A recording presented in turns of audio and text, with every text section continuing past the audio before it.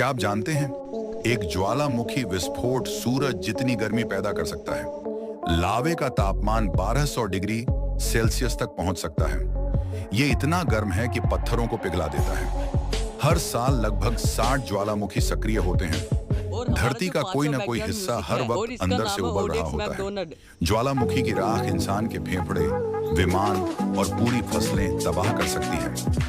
2010 में आइसलैंड के एक ज्वालामुखी विस्फोट ने पूरे यूरोप की फ्लाइट्स बंद कर दी थी। कुछ ज्वालामुखी हजारों साल सोते रहते हैं, फिर अचानक जागकर तबाही मचा देते हैं। इन्हें सुपर वोल्केनो कहा जाता है और ये महाद्वीप तक उड़ा सकते हैं।